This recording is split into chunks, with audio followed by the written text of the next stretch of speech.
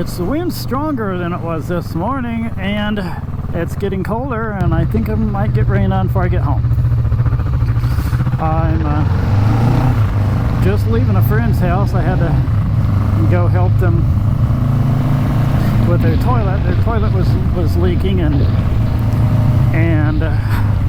I went and replaced the bottom part of it, and then I wound up replacing all the hardware on the toilet. So pretty much everything on it.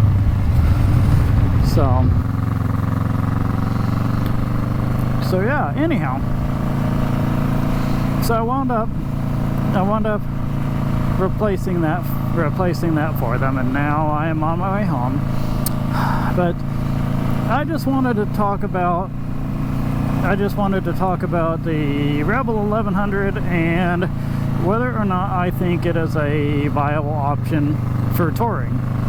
And I know Honda says that they've got a touring package for it, but just because there's a touring package doesn't necessarily mean that it would make a good touring bike. Just because they make a touring package doesn't mean that it would be the best bike for touring. Now, if I was just if it was just me, I might even consider that it might be a good touring package, but my concern is the weight of the bike and the size. I mean, together my wife and I are not comfortable on this Vulcan S, the two of us, and the Rebel 1100, despite the fact that it's got a lot larger engine, the physical size of the bike is the same as this Vulcan S, and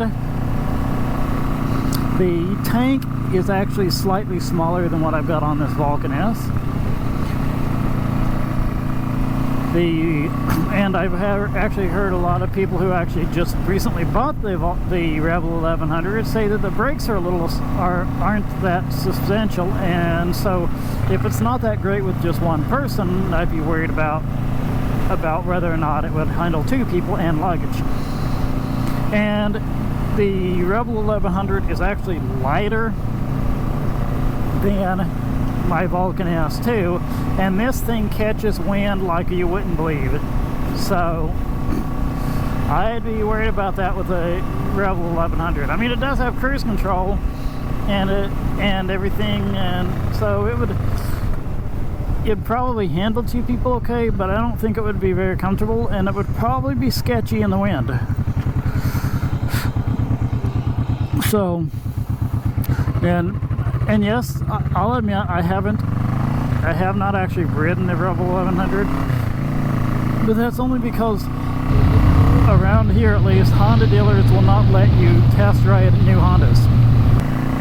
Yeah, so the Indian, Harley, BMW, even the British bikes, they will let you test ride their motorcycles, but usually, but Honda and Yamaha won't. I don't understand. So anyhow, basically what I think is that if you're one person and you want to get tour as cheaply as possible on a new bike, then the Rebel 1100 may be a good choice, especially if you are living in somewhere other than the United States where the speed limits are lower and it's not so windy.